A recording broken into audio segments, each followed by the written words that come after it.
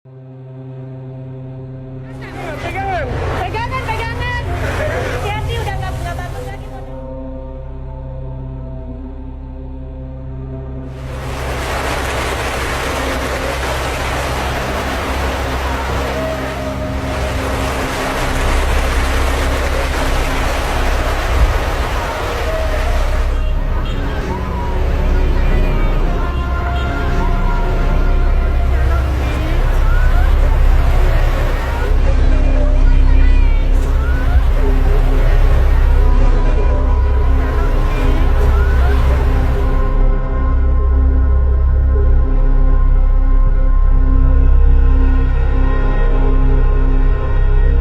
Kita sekarang berada di rumah tempat kejadian tsunami, yaitu di daerah Lamjame, dekat Ulele.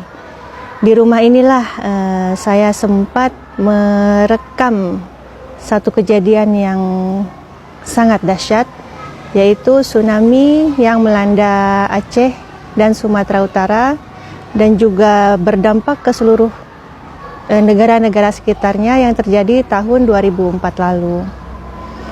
Rumah ini menjadi saksi dahsyatnya tsunami yang menjadi bukti kebesaran Allah.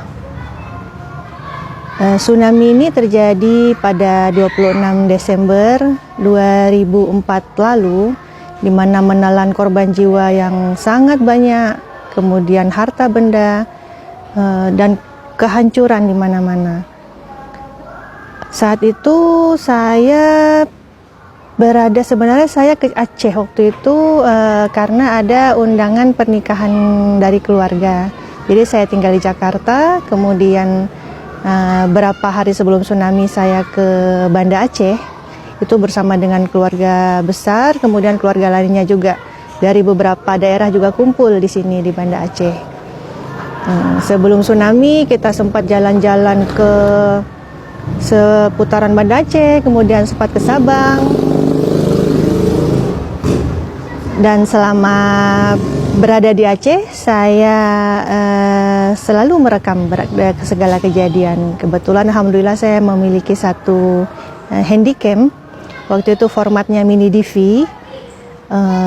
Jadi kemana kita pergi, ke Sabang, ke pantai, sempat juga ke Longa, ke Lampu, semua saya rekam kejadiannya.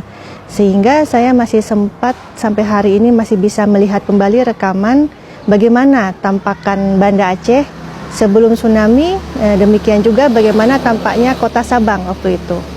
Karena sempat juga ke Sabang, bahkan saya juga masih sempat merekam PLTD Apung satu hari sebelum kejadian tsunami. Jadi masih ada berada di laut waktu itu, lengkap dengan pemandangan laut, dengan orang-orang sekitarnya di Ulele saat itu. Pada saat kejadian tsunami itu sebenarnya hari acara keluarga yang namanya Tung Dara Baro. Jadi kita hari itu memang sudah bersiap-siap untuk mengantar Dara Baro, sepupu kita, ke daerah Lampulo waktu itu. Jadi acara berada di daerah Lampulo. Pas pagi itu sekitar jam 8, kita lagi siap-siap sudah berkumpul mau berangkat. Sebelumnya mau sarapan dulu, kemudian terjadilah gempa. Lari keluar.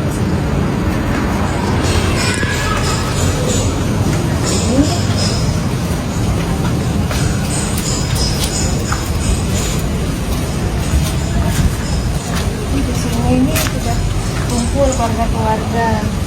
Saudara yang masih belum sempat turun karena mungkin masih istirahat kan, jadi sambil panggil-panggil akhirnya saya keluar lagi. Itu di lantai sudah penuh pecahan keramik, guci-guci, pajangan-pajangan sudah berjatuhan semua. Jadi kita lari tuh menginjak-injak kaca-kaca keramik-keramik itulah kita lewatin. Kemudian sampai ke bawah, sudah ambil kamera ini, mulai di bawah sudah mulai saya langsung on kameranya. Saya sempat ambil gambar dari arah ini. Dari sini saya ambil gambar. Ada saya rekam ke atas, kemudian mengarah ke sana, ke tempat saudara-saudara berdiri. Sambil saya syuting itu memang sambil gempa, makanya terlihat goyang-goyang. Di situ ada pot bunga goyang-goyang kalau dibandingkan dengan keras pelan lagi, keras pelan lagi. Di tengah-tengah itu tiba-tiba sayup-sayup dari ujung sana, ujung arah sini, ini dari arah pantai sebelah sana itu kedengaran suara sayup-sayup seperti suara deruan mobil truk besar. Pelan-pelan, pelan-pelan, lama-lama suaranya makin kencang. Kemudian semua jadi bertanya-tanya, ini ada apa, suara apa ini? Tiba-tiba daerah sana itu orang berlarian ke sini. Ramai sekali orang berbondong-bondong yang dengan baju pagi-pagi apa adanya, sambil mereka berteriak katanya air naik katanya. Nah, kemudian kita berpikir air naik apa? Tiba-tiba berlarianlah orang dari arah sana sambil teriak air naik. Sambil berlarian itu suara yang sayup-sayup seperti deruan mobil truk itu tiba-tiba suaranya mau besar sekali, seakan-akan seperti ada pesawat mau mendarat di sini gitu. Seperti suara deruan pesawat yang kita itu seperti berada di depan pesawat. Jadi besar sekali suaranya.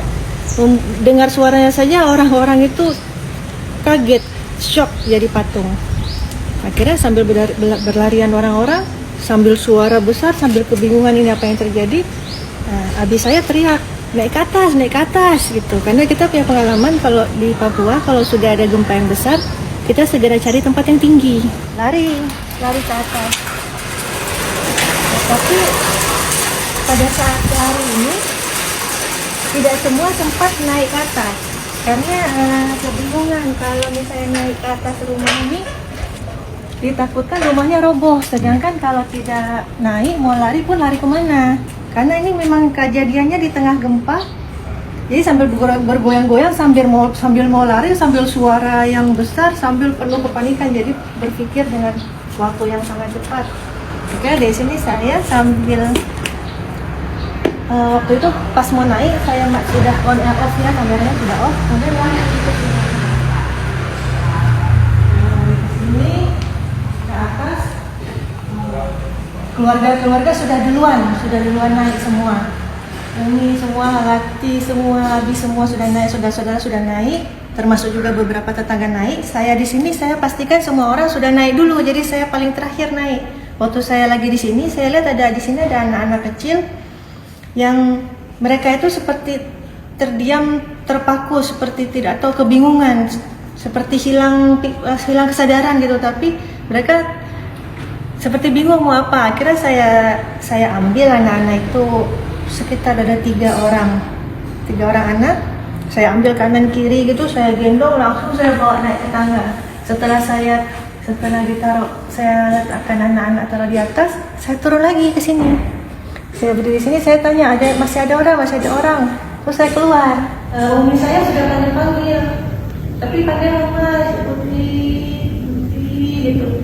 Saya pikir kenapa? Rupanya orang yang di atas itu sudah melihat air dari jauh. Saya di sini tidak kelihatan, jadi waktu saya cari orang, masih ada orang, saya tanya. Pas saya di sini, di ujung atap tetangga kelihatan sebenarnya rumah ini kan padat penduduk, jadi kita kalau air dari jauh itu tidak mungkin kelihatan. Jadi air itu baru terlihat setelah berada di atas atap rumah tetangga.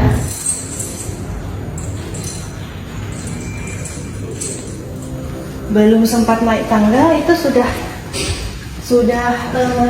masuk air. Sini sudah tertimpa air. Akhirnya merangkak ke sini cepat-cepat. Pas di sini saya jatuh karena sudah terpeleset, karena sudah basah. Pas saya jatuh, ini kamera